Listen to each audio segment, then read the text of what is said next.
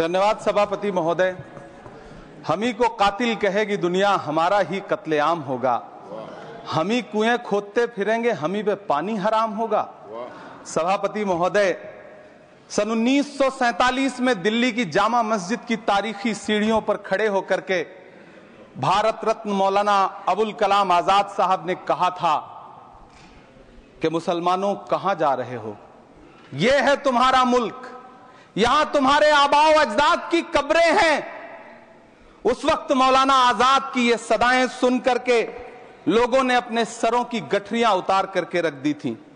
आज उसी दिल्ली में मौजूद देश की संसद में एक बिल आया है जो हमसे उसी जामा मस्जिद की सीढ़ियों के सबूत मांगेगा, जो उन्हीं सीढ़ियों के पास अपनी कब्र में सोए हुए मौलाना आजाद को फिर से कब्र से सदा देनी पड़ेगी कि ये जो कब्र है वो मेरी कब्र है, ये किसी सरकार की जागीर नहीं है।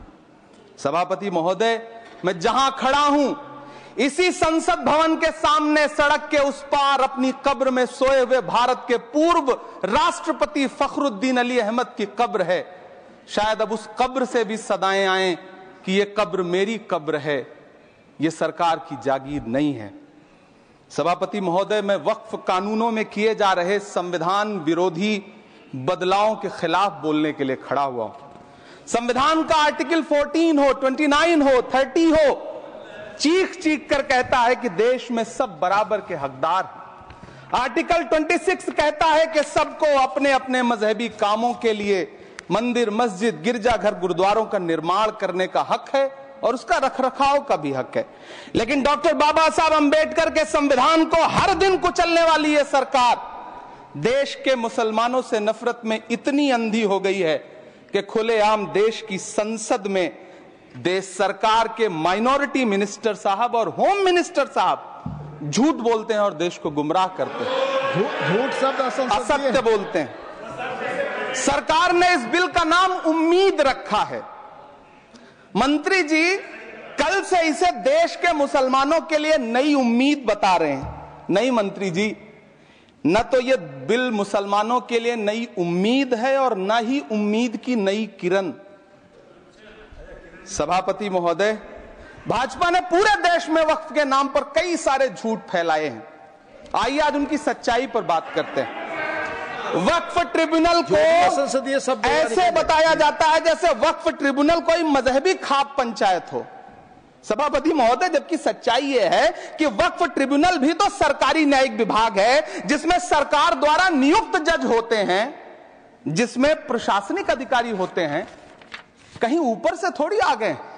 सभापति महोदय, देश के गृह मंत्री जी ने इसी सदन में कहा कि वक्फ ट्रिब्यूनल के फैसले के खिलाफ कोई कोर्ट नहीं जा सकता, जबकि सच यह है कि वक्फ एक्ट 1995 की धारा 83(9) के तहत हाई कोर्ट वक्फ ट्रिब्यूनल के फैसले की न सिर्फ समीक्षा कर सकता है बल्कि उसे बदल भी सकता है। सच तो यह है कि वक्फ बोर्ड खुद अपनी जमीनों के लिए कई सारी कोर्ट में मुकदमे लड़ रहा है। सभापति महोदय, दिल्ली की जिन 123 संपत्तियों को लेकर कल माइनॉरिटी मिनिस्टर, होम मिनिस्टर साहब और अभी आदरणीय नेता सदन बात कर रहे थे, आइए उनकी सच्चाइयों पे भी बात करते हैं। 1911 में जब अंग्रेजी हुकूमत ने कोलकाता के बजाय दिल्ली को राजधानी बनाने का फैसला किया तो रायसीना हिल्स के चारों तरफ जो मुसलमानों की ढेर सारी जमीनें थी उनको एक्वायर किया गया और लुटियन को इसकी तामीर की जिम्मेदारी सौंपी गई। सेंट्रल विस्टा की तरह लुटियन जोन का मेगा प्लान तैयार हुआ, लेकिन उस वक्त के मुसलमानों ने उस वक्त की अंग्रेजी हुकूमत से अपनी इबादत गाहों को बचाने के लिए लड़ाई लड़ी। मामला ब्रिटिश गवर्नमेंट तक पहुंचा। तब यह तय हुआ कि वो जो धार्मिक स्थल हैं उन्हें जस का तस रहने दिया जाएगा। इंडिया गेट के बगल वाली मस्जिद हो, जाब्तागंज, सुनहरी बाग मस्जिद हो, पार्लियामेंट रोड वाली मस्जिद हो, ऐसी 123 संपत्तियों के मैनेजमेंट के लिए 1913 में मुसलमान वक्फ वैलिडेशन एक्ट बना और उसके बाद एक नया शहर बसाया गया जिसे लुटियंस जोन का नाम दिया गया।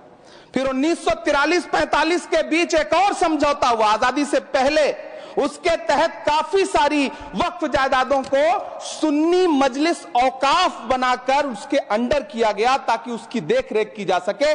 गृह मंत्री जी 2 दिन से सदन में जो बात कह रहे हैं वो दरअसल 123 संपत्तियां उसी सुन्नी मजलिस औकाफ के तहत आती है।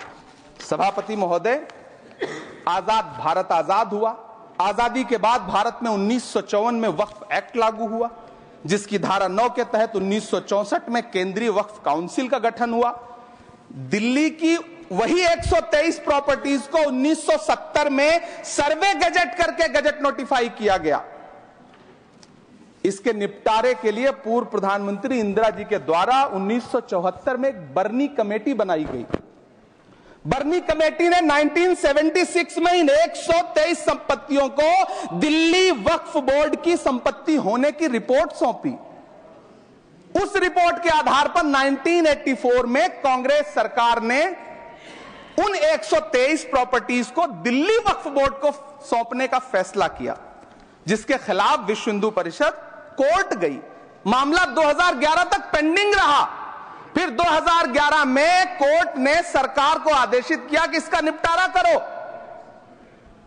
तब 2013 में तत्कालीन यूपीए सरकार ने दिल्ली की उन्हीं 123 जायदादों को बर्नी कमेटी की सिफारिशों के मुताबिक वक्फ बोर्ड के हवाले किया। यही वो प्रॉपर्टीज हैं जिनके नाम से गृह मंत्री जी कल से कांग्रेस को कोस रहे हैं। फिर आई 2014 में भाजपा की सरकार, जो तब से इन जमीनों को हड़पने की साजिश कर रही है।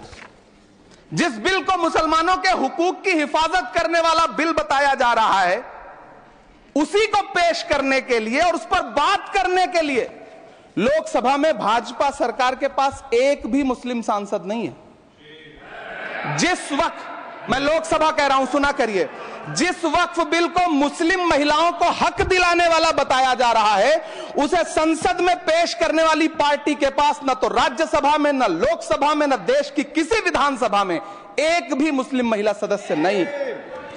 कल किरण रिजिजू जी कह रहे थे कि रेलवे की जमीनें देश की जमीनें हैं, डिफेंस की जमीनें देश की जमीनें हैं। हां मंत्री जी, हैं, बिल्कुल हैं।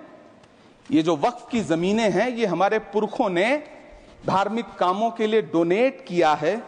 तो हम भी तो इसी देश के नागरिक हैं, हम भी तो इसी देश के बेटे हैं। तो वक्फ की जमीनें भी तो इसी देश की जमीनें हैं, उनको पराया क्यों बोलते हैं आप? सभापति महोदय, अशफाकुल्लाह खान जब फैजाबाद की जेल में फांसी के फंदे पर झूल रहे थे, तो इसी देश की जमीन के लिए झूल रहे थे ना। सभापति महोदय, अंडमान की जेल में काला पानी की सजा काटकर अपनी जान देने वाले मौलाना फजले हक खैराबादी हो या शेर खान अफरीदी हो, वो भी तो इसी जमीन के लिए अपनी जान दे रहे थे ना। सभापति महोदय, पाकिस्तान के खिलाफ लड़ते हुए अपनी जान देने वाले महावीर चक्र विजेता ब्रिगेडियर उस्मान हो या पाकिस्तान के पैटर्न टैंक उड़ाने वाला परमवीर चक्र विजेता वीर अब्दुल हमीद हो, वो भी तो इसी जमीन के लिए अपनी जान दे रहा था ना।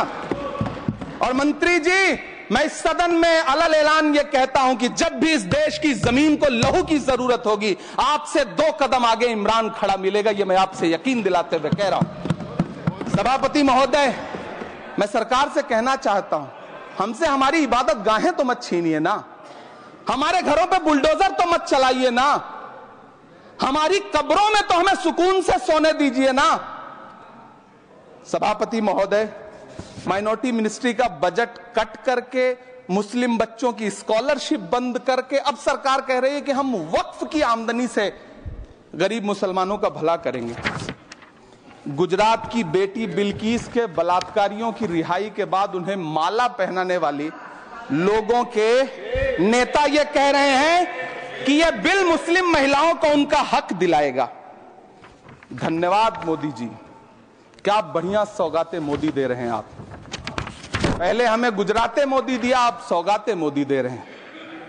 लेकिन यह सरकार इतना याद रखे कि इसी ठसक के साथ देश की संसद में सीए का कानून भी लाया गया था और कहा गया था बड़े बड़े भाषण दे करके कि पड़ोसी देशों से हिंदू भाइयों को ला करके यहां नागरिकता दी जाएगी। लेकिन मैं आपके संज्ञान में लाता हूं सर कि पिछले इतने दिनों में इनसे नागरिकता लेने के लिए 2000 व्यक्ति भी नहीं आए, जबकि इसके उलट इन्हीं की सरकार में पिछले 10 साल में 15 लाख से ज्यादा भारतीयों ने भारत की नागरिकता छोड़ करके दूसरे देश में जाकर के बस गए।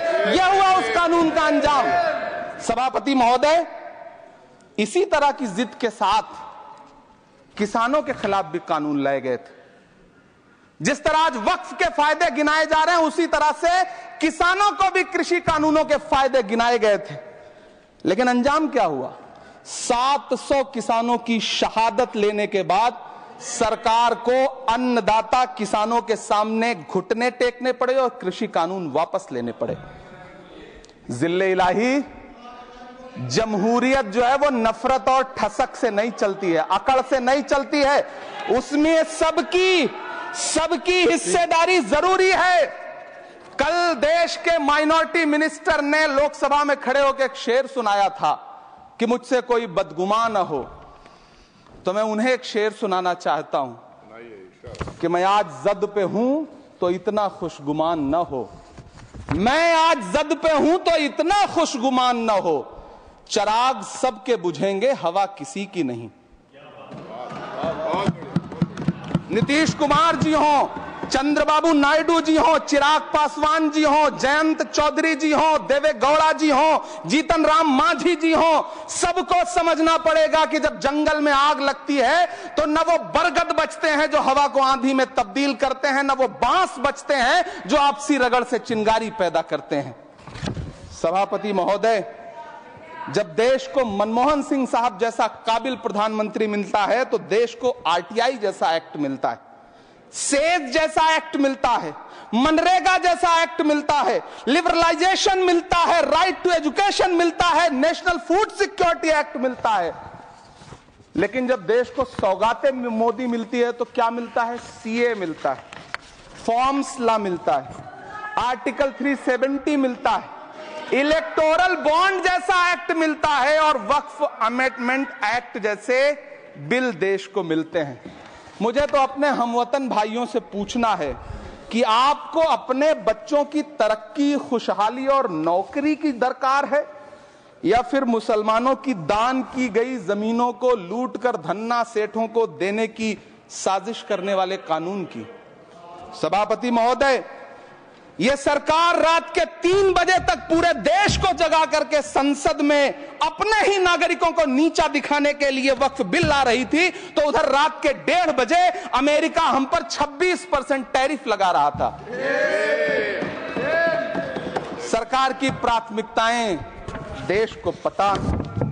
सभापति महोदय, मैं बहुत भावुक हूं आज, और मुझे अच्छा लगा कि आदरणीय नेता सदन जगत प्रकाश नड्डा जी ने बहुत अच्छी बातें भी की, मन से बातें की। क्योंकि उनके नाम में प्रकाश जुड़ा है तो मैं उनमें हमेशा एक रोशनी की किरण देखता हूं।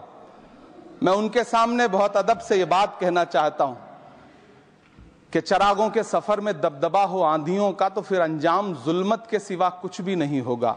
ये दुनिया नफरतों के आखिरी स्टेज पर है, इलाज इसका मोहब्बत के सिवा कुछ भी नहीं होगा।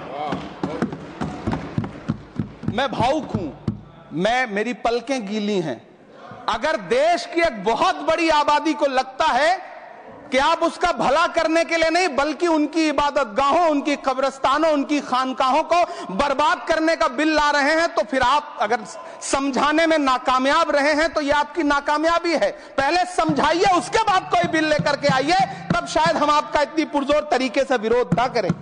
लेकिन सभापति महोदय, मैं अंत में सिर्फ इतना कहना चाहता हूं कि इस बिल में जो भी पॉइंट्स दिए गए हैं, बॉम्सी पोर्टल देख लीजिए, सरकार का झूठ आपको पकड़ में आ जाएगा। हम डरे नहीं हैं, हम सिर्फ सरकार से अपील कर रहे हैं कि हमें अपना समझिए। हम आपके अपने हैं, इस देश के नागरिक हैं और आप ताकत में हैं। संख्या बल के आधार पर बिल हो सकता है आप पास करा लें, लेकिन आपको यह बात समझनी पड़ेगी कि हम तो वो तारीख हैं, जहनों में रहना है जिसे कागजी पुर्जे नहीं जो फाड़ डाले जाएंगे। जिस जमीन पर मैं खड़ा हूं ये मेरी पहचान है। आप आंधी हैं तो क्या मुझको उड़ा ले जाएंगे? आपको यह बात समझनी पड़ेगी। आपको अगर इतना विपक्ष की तरफ से पहले जेपीसी में इतने सारे पॉइंट्स आए और उसके बाद कल से लोकसभा में और राज्यसभा में सुझाव आप सुनने को तैयार नहीं है, लोगों की शंका को दूर करने के बारे में आप बिल्कुल सोच नहीं रहे, बस आप कह रहे हैं यह बिल उम्मीद की नई किरण है। नहीं साहब, इसे भले किरण जी लेके आए हैं, लेकिन ये उम्मीद की नहीं बल्कि नाउम्मीदी की किरण है। और इस देश की एक बहुत बड़ी आबादी इस बात से खदशे में है, शक में है कि आप सीधे उनकी जमीनों को लूट करके धन्ना सेठों को बेचना चाहते हैं। मेरी अब भी आपसे अपील है कि इस बिल को वापस लीजिए। यह बिल कहीं से आपके अपने नागरिकों के लिए अच्छा नहीं है। यह बिल सिर्फ इस देश के मुसलमानों को नीचा दिखाने का और अपने एक ऐसे मतदाता वर्ग को खुश करने का बिल है जिनको इस बिल के पास हो जाने से कुछ मिलेगा भी नहीं, लेकिन आप एक नैरेटिव देना चाहते हैं, एक मैसेज देना चाहते हैं। मेरी आपसे अपील है कि कृपया ये जो सबका साथ सबका विकास का नारा है, इस नारे को रत्ती भर तो चरित्रार्थ कर दीजिए। बहुत बहुत धन्यवाद।